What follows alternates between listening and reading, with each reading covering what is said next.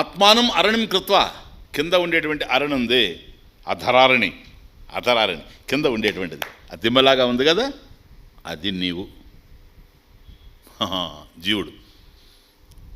పైకి ఉంది కదా ఉత్తరారణి, పైన ఉండేటువంటిది ప్రణవం, భగవత్ స్వరూపం, అకార ఉకారం అకారాలు భగవత్ ప్రణవ ధ్యానం. సరేనా? జ్ఞాన నిర్మథనం ఇది, అగ్నిర్మథనం అది, జ్ఞాన నిర్మథనం ఇది.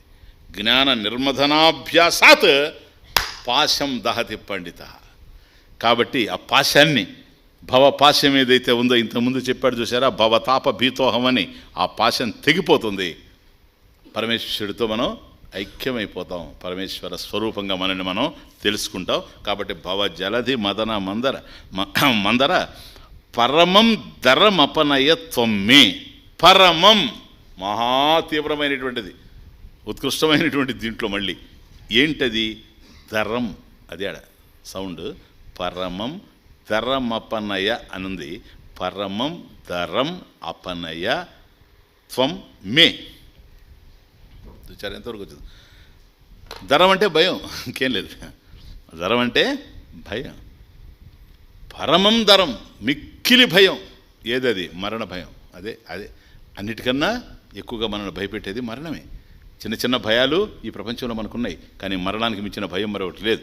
కాబట్టి ఆ మరణ భయం ఏదైతే ఉందో అది కూడా ఏదది? మే పరమం ధరం, అది అన్వయం. మే పరమం ధరం, ఏదైతే నా యొక్క మహాభయం మరణ భయం ఉందో దానిని త్వం అపనయ. త్వం అపనయ, త్వం నీవు, అపనయ తొలగించు భగవాన్. దామోదర గుణమందిర సుందర వదనారవింద గోవింద, ఈ బాధ నాకు తొలగించు, అమృతత్వాన్ని ప్రసాదించు తండ్రి, ఈ నికృష్టమైనటువంటి బాధను నేను భరించలేను అని పరమేశ్వరుడు వైపు తిరగడం. షట్పది స్తోత్రంలో అవినయం అపనయ విష్ణు అంటూ ప్రారంభమై, అపనయ తొలగించని. ఏంటది తొలగించాల్సింది? అవినయం. చూసారా, నాకు వినయం లేదు, నమ్రత లేదు, ఒక కరుడు గట్టుకుపోయి ఉన్నాను రాక్షసుడిలాగా. ఈ అవినయాన్ని పోగొట్టి మంచి వినయం వచ్చేటట్టుగా, విద్యా వినయ సంపన్నే కనుక అది నాకు కల్పించమని, సుగుణాలు ఇవ్వమని ప్రారంభం చేసి చివరికి అదే అపనయని ఎక్కడికి పట్టుకొచ్చాడు చూడు, పరమం ధరం అపనయ. కాబట్టి మిక్కిలి భయంకరమైనటువంటి భయం ఏదైతే ఉందో ఈ మరణ భయం, దీన్ని తొలగించమని. మరణ భయం దొరికితే ఏమవుతుంది? అమృతత్వం లభ్యమవుతుంది. అమృతత్వమే మోక్షం. కాబట్టి అక్కడి నుంచి ప్రారంభమయ్యి మోక్షం దగ్గరకు వచ్చి ఆగాడు. అది సేమ్ భగవద్గీత చూచారా, ఎట్లా ప్రారంభం చేశాడు స్వామీజీ? భగవంతుడు ఎట్లా ప్రారంభం చేశాడు? శ్రీ భగవాను వాచ అశోచ్యానన్వశోచస్త్వం ప్రజ్ఞావాదాంశ భాషసే గతాసూన గతాసూంచ నాను శోచంతి పండిత. అశోచ్యాన్, చూసారా, శోచ్యులు అశోచ్యులు, దుఃఖింపదగిన వాళ్ళు దుఃఖింపకూడని వాళ్ళు. ఈ ప్రపంచంలో నువ్వు దుఃఖించడానికి ఎవ్వరు లేరయ్య అర్హులు. ఎందుకని అందరూ పోయేవాడే, నువ్వు పోయేవాడే. స్టార్ట్ అయ్యాడు. అశోచ్యాన్, ఎవరి కోసమైతే దుఃఖపడుతున్నావో వాళ్ళు దుఃఖపడదగినటువంటి వాళ్ళు కారు. దుఃఖం అవసరం లేదు నీకు, అసలు దుఃఖానికి ఆధారమే లేదు, హేతువే లేదు, దుఃఖ కారణమే లేదంటూ ప్రారంభమయ్యాడు.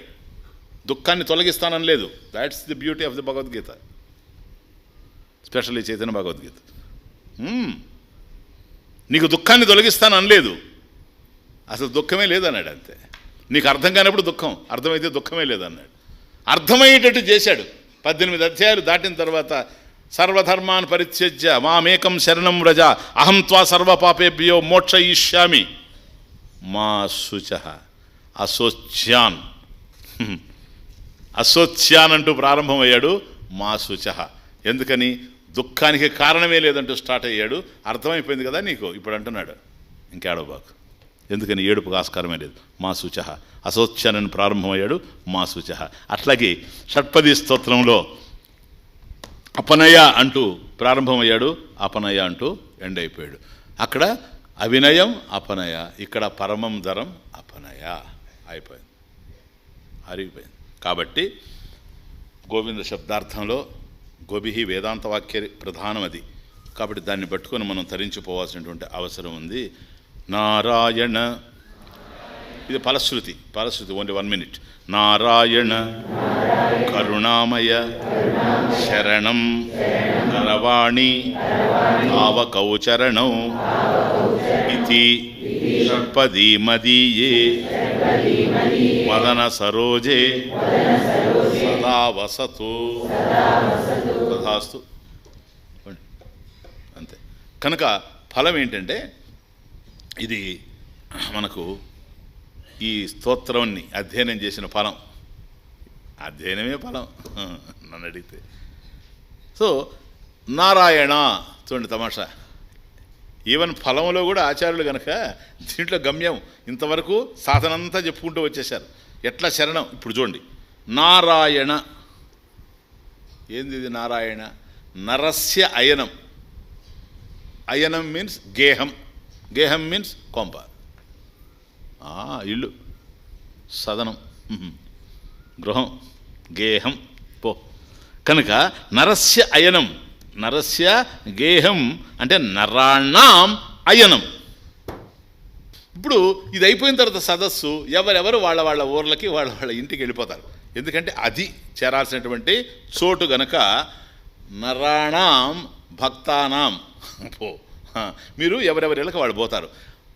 అందరం కలిసి ప్రాణాలు పోయిన తర్వాత ఎక్కడికి పోదాము అని అంటే దేహాలన్నీ శ్మశానానికి వెళ్ళిపోతాయి శుభ్రంగా ప్యాక్ అయిపోయి.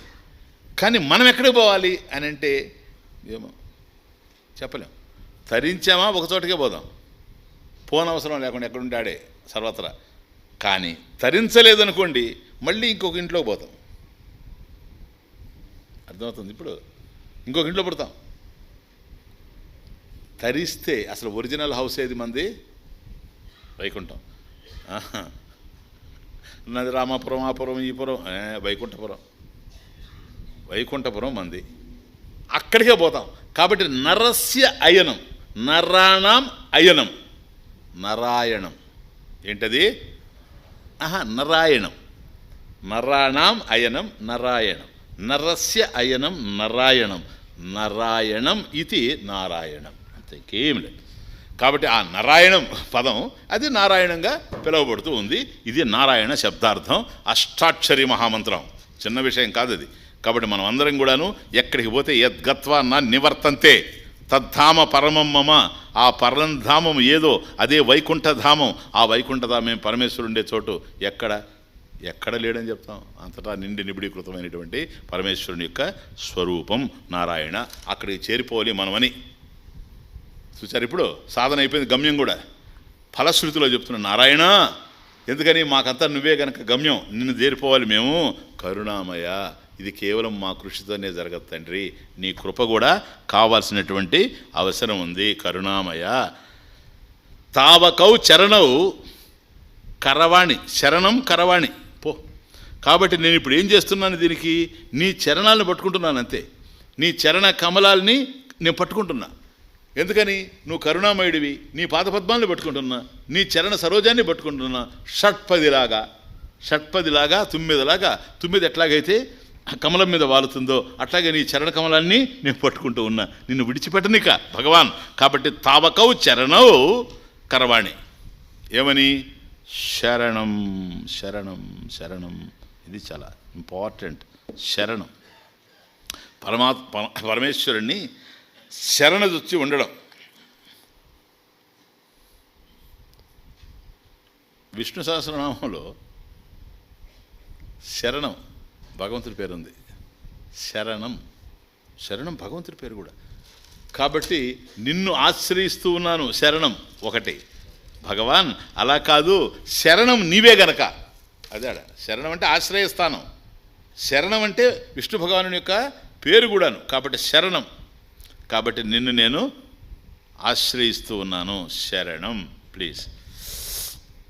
కనుక శరణం కరవాణి ఇది షట్పది మదీయే. ఇది షట్పది. ఇది ఈ విధంగా షట్పది.